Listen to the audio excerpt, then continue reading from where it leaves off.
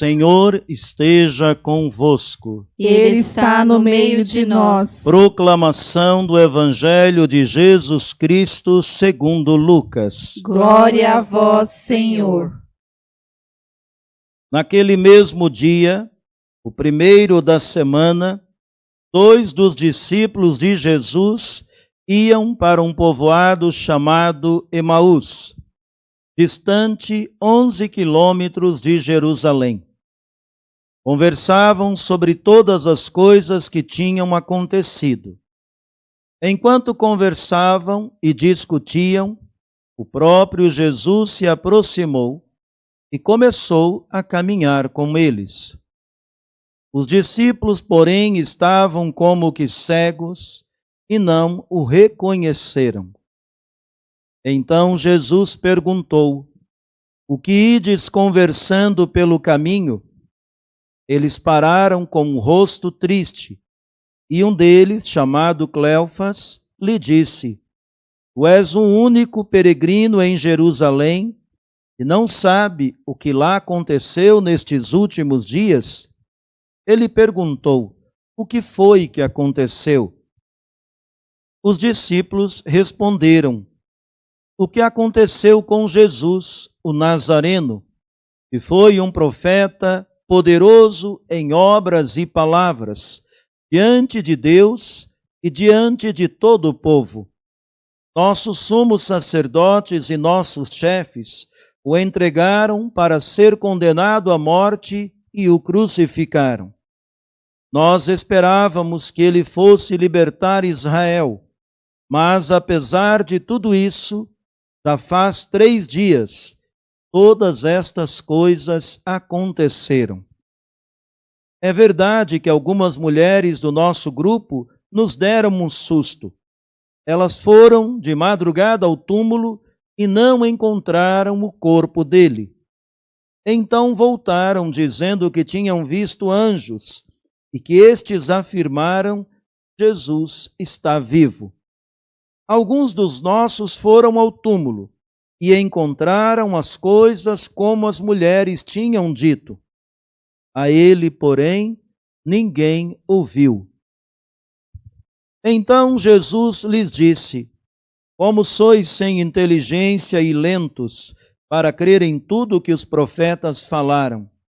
Será que o Cristo não devia sofrer tudo isso para entrar na sua glória? E começando por Moisés e passando pelos profetas, explicava aos discípulos todas as passagens das Escrituras que falavam a respeito dele.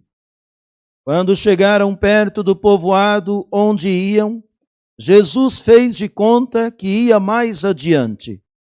Eles, porém, insistiram com Jesus, dizendo: "Fica conosco, pois já é tarde e a noite vem chegando." Jesus entrou para ficar com eles. Quando se sentou à mesa com eles, tomou o pão, abençoou, partiu e lhes distribuía. Nisto, os olhos dos discípulos se abriram e eles reconheceram Jesus. Porém, ele desapareceu da frente deles. Então, um disse ao outro: "Não estava ardendo o nosso coração quando ele nos falava pelo caminho e nos explicava as Escrituras?" Naquela mesma hora, eles se levantaram e voltaram para Jerusalém, onde encontraram os 11 reunidos com os outros, e estes confirmaram: "Realmente, o Senhor ressuscitou e apareceu a Simão." Então os dois contaram o que tinha acontecido no caminho e como tinham reconhecido Jesus ao partir o pão. Palavra da salvação. Glória a vós, Senhor. Queridos irmãos e irmãs, vamos nos acomodar para meditarmos juntos esta palavra de Deus. Palavra nos dirigida neste nosso terceiro domingo da nossa caminhada pascual. Esse período que nós somos chamados a testemunhar a manifestação de Deus, a ação de Deus em nossa vida e em nossa história. Esse texto dos discípulos de Emaús, ele já é bastante conhecido de todos nós. É nesse período, na primeira semana da Páscoa, nós já o meditamos na liturgia semanal. Mas hoje ele nos é apresentado novamente e nos convida a um mergulho profundo, e buscar nele algo que dê sentido à nossa vida. O texto quer se revelar a nós, o texto quer se abrir a nós, mas é preciso que nós também abramos o nosso coração, e nós rasgamos as nossas vestes, para que esta palavra de Deus também entre dentro de cada um de nós, para que ela fale diretamente a cada um de nós, ao nosso coração, principalmente nesse momento que nós estamos vivendo.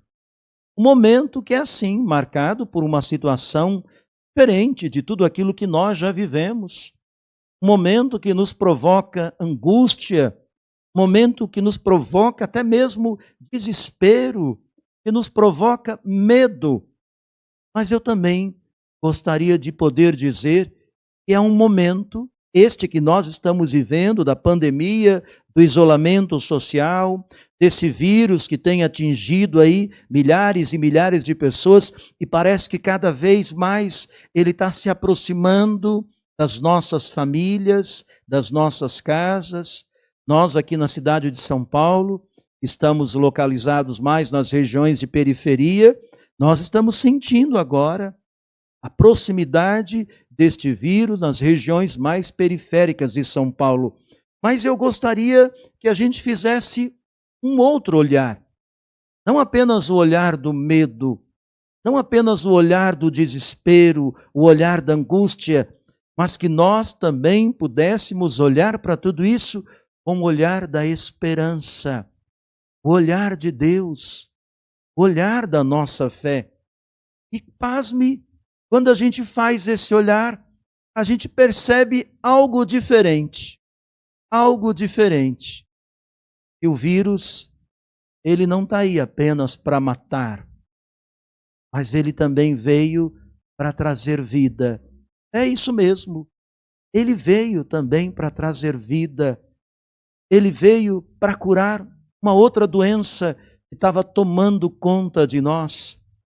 A doença da prepotência, a doença da vaidade, a doença do endeusamento das coisas materiais.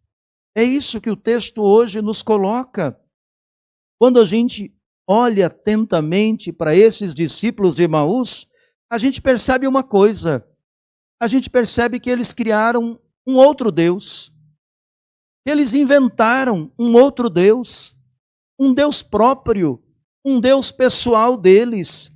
Eles inventaram um Deus vitorioso, um Deus que não sofre, um Deus que não passa pela dor, um Deus que não passa pela cruz. Deus o livre, Deus passar pela cruz. Nós não queremos ouvir essas coisas.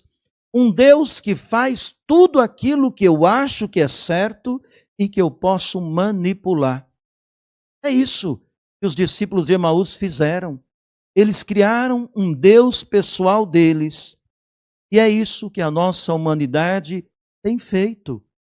Nós criamos, nós inventamos deuses, nós nos inebriamos com aquilo que nós achamos que podíamos fazer, construir, podemos tudo, podemos criar a vida, podemos tirar a vida, podemos manipular as pessoas, podemos destruir a natureza, podemos fazer queimada, podemos fazer tudo, ninguém nos impede. É o endeusamento da raça humana, é o endeusamento da humanidade. E de repente apareceu o coronavírus. E de repente veio essa pandemia, esse Covid-19, e fez com que tudo aquilo que nós acreditávamos que era certo, correto, que era verdade, de repente trancou todo mundo dentro de casa, botou todo mundo no chão. E não interessa aqui quem mora em mansão, quem mora na favela, quem mora no barraco, quem mora em gaiola de ouro, todo mundo foi para o chão. Ninguém é maior, ninguém é melhor, ninguém é mais importante, ninguém está imune, dinheiro não vai comprar a vida de ninguém, a saúde de ninguém. O mundo parou diante da nossa soberba, diante da nossa miséria, diante das nossas limitações, diante do nosso endeusamento de si próprio. O mundo parou. Ficamos confinados diante do coronavírus e tudo aquilo que nos dava segurança escorregou das nossas mãos, caiu das nossas mãos. O que nos sobrou de tudo isso? O que sobrou para nós? O mundo para e o homem, o ser humano, trancado dentro de casa, começa a olhar para o céu. Começa a pensar em Deus.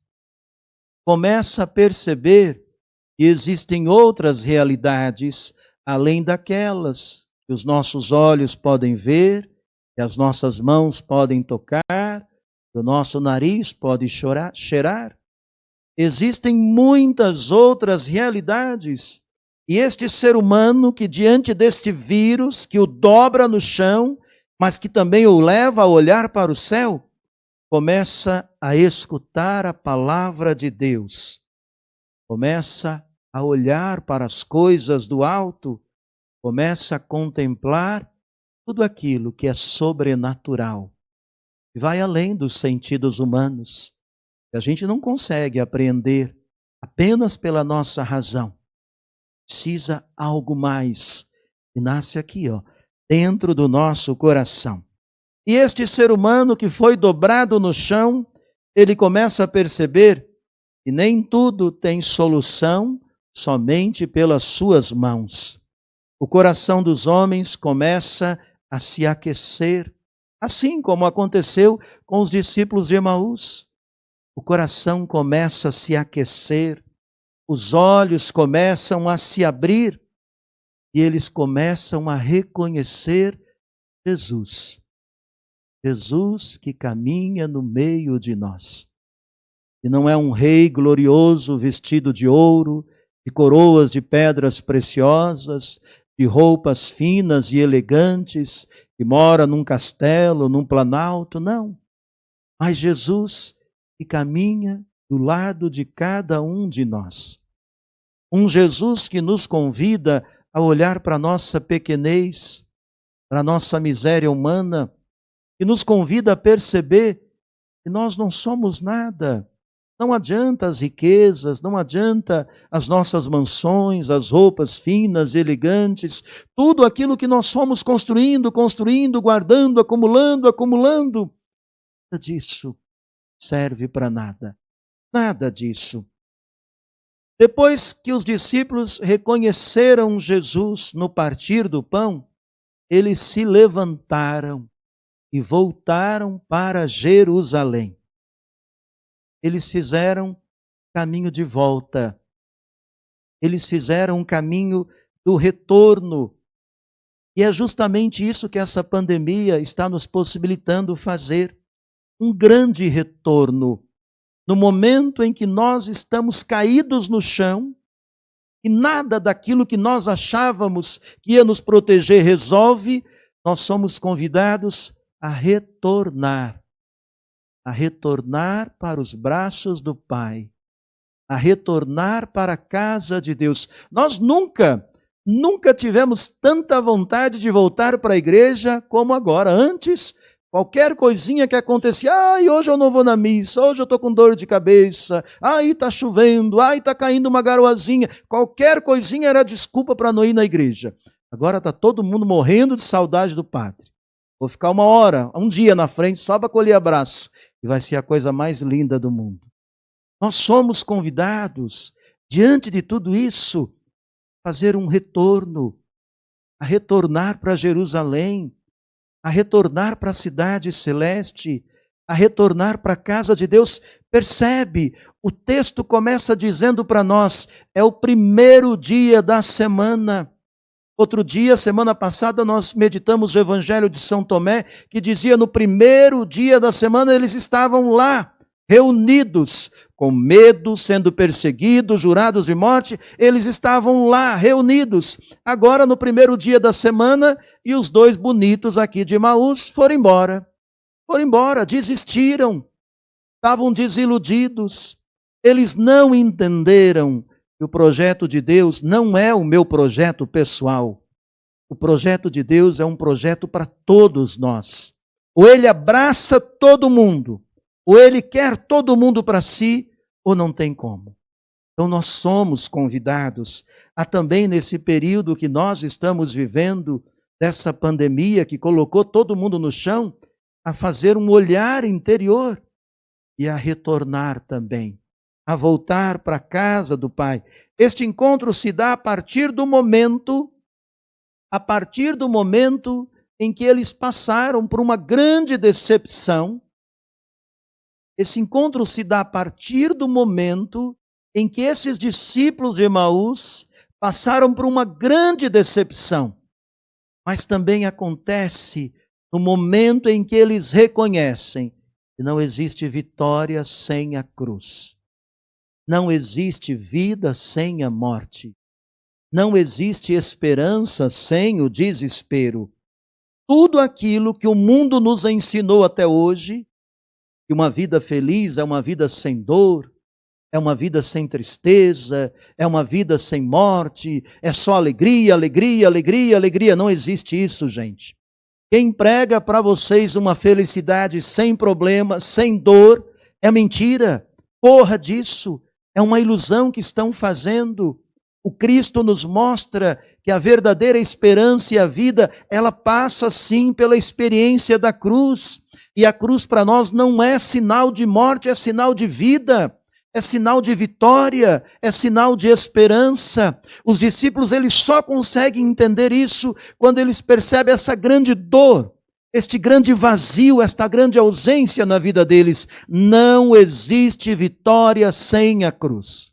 Não existe ressurreição, vida nova, sem passarmos também pela experiência da morte, sem deixar morrer dentro de nós tudo aquilo que nos aprisiona, tudo aquilo que nos cega o olhar, tudo aquilo que nos sufoca o coração.